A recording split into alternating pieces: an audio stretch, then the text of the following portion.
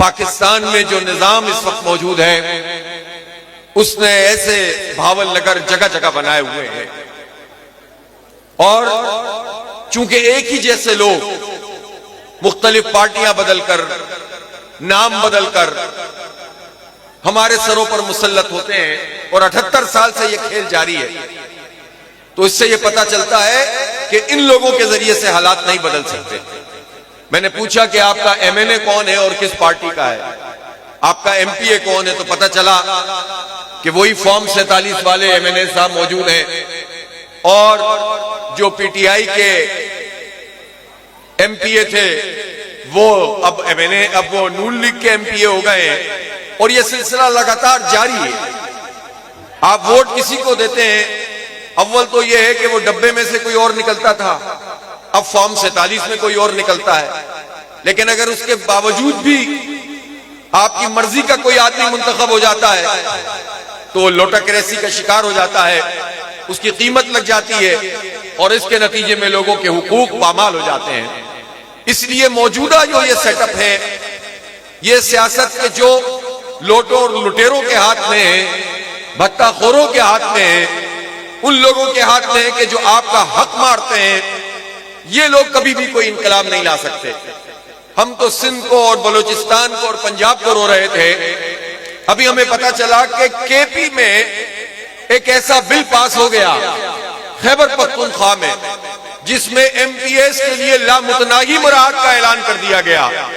क्या तमाशा है कि कायद जेल में पड़ा हुआ है और उसके नाम पर सियासत करने वाले अवाम को कुछ नहीं दे रहे, बल्कि वो अपनी मुराद में इजाफा करवा रहे हैं, अपने लिए अलाउंसेस हासिल कर रहे हैं, अपने लिए इलाज की सहूलतें और अपने लिए ब्लू पासपोर्ट का इजरा करवा रहे हैं। इससे पता चलता है कि पाकिस्तान में कितना बड़ा सियासी बहरान मौजूद है, कोई लीडरशिप सामने नहीं है। इसी वजह से लोगों में गम और गुस्सा पैदा होता है, इसकी वजह से फ्रस्ट्रेशन पैदा होती है और फिर ऐसा भी होता है कि लोग निकलते तो हैं लेकिन जब उनकी कोई समत नहीं, कोई डायरेक्शन नहीं होती, जब उनकी कोई लीडरशिप नहीं होती, तो ऐसे सारे लोगों की तमन्नाओं का खून एक मरतबा फिर वही जागीरदार, वही वडेरे, वही जर्नल, वही ब्यूरोक्रेट करते हैं और फिर ये लोग ताजा दम होकर हम पर मुसल्लत हो जाते हैं। लिहाजा इख्तिदार का ये जो म्यूजिकल चेयर का गेम है, अब ये खत्म होना चाहिए और अब एक जेन्युइन इनकलाब, अवामी इनकलाब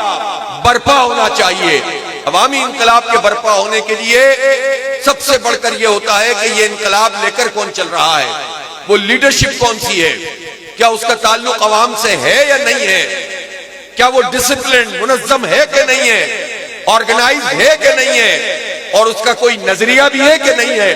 अल्हम्दुलिल्लाह आपने ये जो पैदल मार्च किया है इसमें सारी खूबियां मौजूद हैं, इसमें लीडरशिप भी है और लीडरशिप आप में से है, आपके दर्द को महसूस करने वाली है। ऐसे ही नहीं कोई फैसला कर लेता कि मैं पैदल चलूंगा और 400 और 500 किलोमीटर चलूंगा 46 डिग्री सेंटीग्रेड, 42 डिग्री सेंटीग्रेड में, और उसके साथ एक टीम भी मौजूद हो जो दीवानावार चली जा रही हो। ये पैदल मार्च ये जुनून के जरिए से होता है, ये इश्क के जरिए से होता है। और ये गर्मी जो 46 डिग्री सेंटीग्रेड थी, जब ये सड़क पे से रिफ्लेक्ट होकर सूरज लगता होगा तो ये तो अरसलान साहब ही बता सकते हैं कि इनके ऊपर कितनी बड़ी डिग्री पड़ती थी। बहरहाल इनको हम सलाम पेश करते हैं, इनकी जिद्दोजहद को खिराज तहसीन पेश करते हैं। जबरदस्त तालियां बजाकर आप इनकी सपोर्ट का ऐलान करें। और जितने इन्होंने मुतालिबात रखे हैं मैं उन सबको सपोर्ट करता हूं कि जिला भावल नगर के 35 लाख अवाम है, जिसमें से 17 लाख जो है वो मर्द और बाकी हमारी 18 लाख ये जो हमारी बहनें हैं, बेटियां हैं। हाल ये है कि वैसे ही लिटरेसी रेट यहां पंजाब में 60%, 65% तक है और जिला भावल नगर में जो खानदगी की पढ़े लिखे होने की शरह है वो सिर्फ 57% है। तो ये जिला भावल नगर, इसके साथ क्या सलूक किया हुआ है। फिर उसके बाद आ जाइए कि यहां 2 लाख से ज्यादा वो बच्चे हैं जो 5 से 15 साल के हैं और स्कूल नहीं जा रहे हैं, ना प्राइवेट स्कूल में जा रहे हैं ना गवर्नमेंट स्कूल में जा रहे हैं। और सूरत हाल यह है कि यहां 10 लाख के करीब वो लोग हैं जो बिल्कुल भी पढ़ना लिखना नहीं जानते, जो अपना नाम भी लिखना नहीं जानते। इस कौम को जाहिल कौन बना रहा है? यहां किसकी हुक्मरानी है? क्या जाहिल वजीर आजम, क्या जाहिल सदर होते हैं?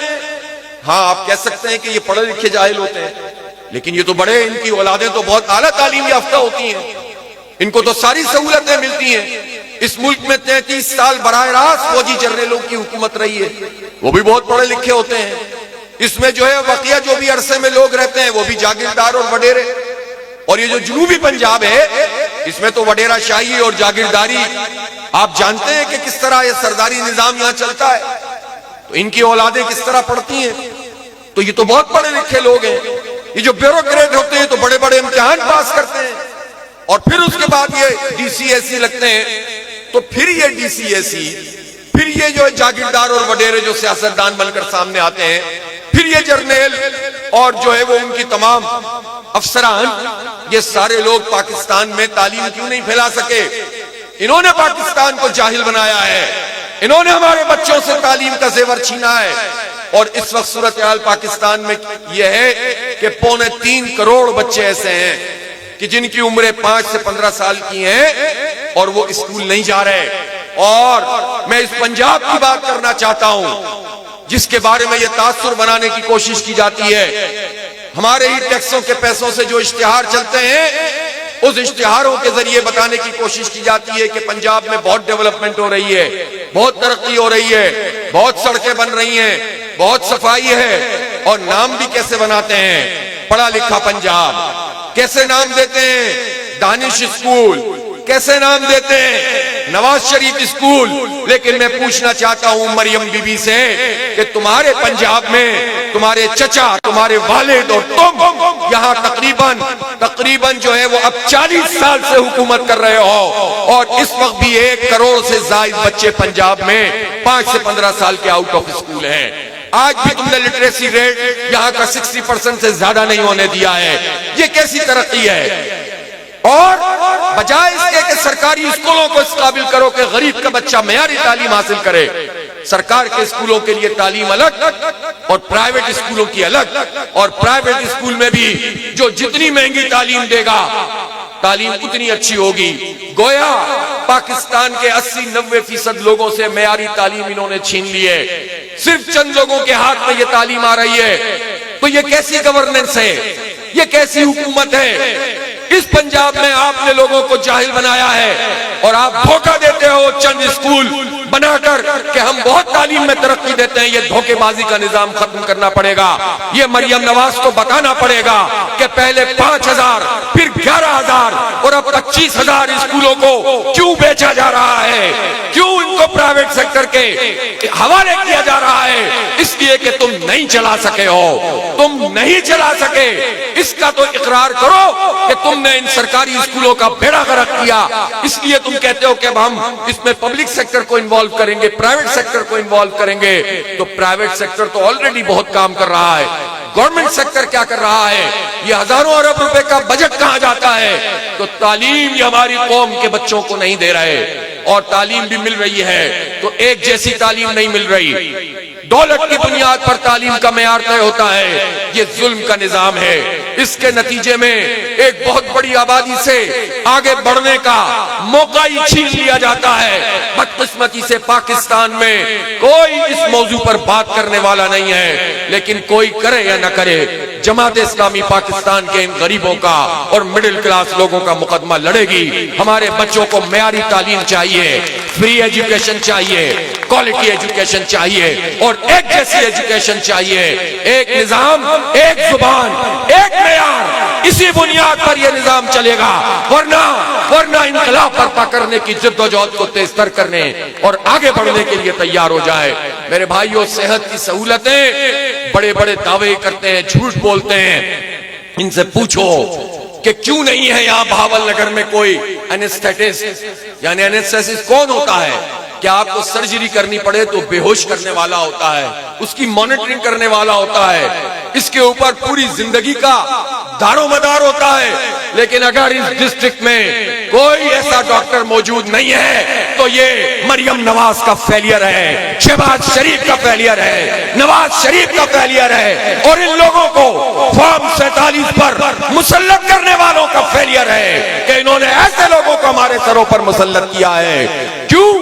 क्यों यहाँ के अस्पताल भावल नगर हो या कोई इस तरह का जिला हो, पंजाब का हो, सिंध का हो, केपी का हो या बलोचिस्तान का, क्यों वो लाहौर को रेफर करते हैं, क्यों इस्लामाबाद को रेफर करते हैं, क्यों कराची को रेफर करते हैं, जबकि खुद इन शहरों में बदतरीन सेहत की सहूलियत जो है वो फुकदान है और मुश्किलात हैं। तो फिर इसका मतलब यह है कि ना हमारा तालीम का बजट लोगों पे लग रहा है, ना हमारा सेहत का बजट लोगों पे लग रहा है। अगर बजट कहीं लग रहा है तो 11 अरब रुपए के मरियम के जहाज पर लग रहा है। ये नहीं चलेगा कि मरियम के लिए 11 अरब का जहाज होगा और हमारी कौम के बच्चे तालीम से महरूम होंगे। ये निजाम नहीं चल सकता। इसलिए इन लोगों को हम पर बिठाने वालों, सुन लो कि ज्यादा अरसे की बात नहीं है, हालात का अंदाजा कर लो। जो मैस फैलाया है इसको साफ कर दो, वरना आवाम और नौजवान निकल गए तो फिर एयरलिफ्ट भी लोगों को नहीं मिलेगी, भागने का मौका भी नहीं मिलेगा। इसलिए मेरे नौजवानों, उस बड़ी जिद्दोजहद की तैयारी कीजिए, उसके लिए लोगों को तैयार कीजिए, लेकिन शऊर के साथ, लेकिन उस जज्बे के साथ कि जिसमें हमें पता हो कि हम किस तरफ जा रहे हैं। हम शख्सियात की जरूर पॉलिटिक्स करते हैं, उनका एहतराम करते हैं, उनकी लीडरशिप को मानते हैं, लेकिन हम बुत परस्ती नहीं करते, शख्सियत परस्ती नहीं करते। शख्सियत पसंदी हो सकती है, शख्सियत परस्ती नहीं हो सकती कि ये कह दे दिन है तो दिन होगा, ये कह दे कि रात है तो रात होगी। नहीं, हम हक को हक की बुनियाद पर देखेंगे, किसी शख्सियत की बुनियाद पर नहीं देखेंगे। हम सच को सच की बुनियाद पर देखेंगे, किसी फर्क की बुनियाद पर नहीं देखेंगे। और फिर जब हम साथ देंगे तो इसी सच की बुनियाद पर साथ देंगे। जमात इस्लामी इस वक्त फील्ड में मौजूद है। आप ये देखें कि इस वक्त आप में से कितने लोग ऐसे हैं, यहाँ नौजवान भी बड़ी तादाद में मौजूद हैं, कितने लोग ऐसे हैं, हाथ उठाकर बताएं, जो बाइक चलाते हैं और बाइक पर सफर करते हैं। ये तो लगता है पूरा जलसा, पूरा मार्च ही आपका बाइक पर सफर करता है। तो बाइक किसकी सवारी हुई? आम लोगों की सवारी है, गरीबों की सवारी है, मुतवस्सित तबके के लोगों की सवारी है। ये जो छोटी गाड़ियां हैं ये उनकी सवारी है। तो इस सवारी में तो पेट्रोल डलता है, तो जो पेट्रोल डलता है तो गरीबों के बारे में टैक्स का दुनिया में क्या फायदा होता है कि टैक्स उन लोगों से लिया जाता है जिनकी आमदनी ज्यादा होती है। लेकिन पाकिस्तान में क्या फायदा है जिसकी बड़ी बड़ी आमदनियां होती हैं। मसलन पाकिस्तान में ऐसे जागीरदार भी हैं कि जिनकी सैकड़ों मुरब्बे जमीन है। पाकिस्तान में ऐसे जागीरदार भी हैं जिनकी हजारों मुरब्बे जमीन है।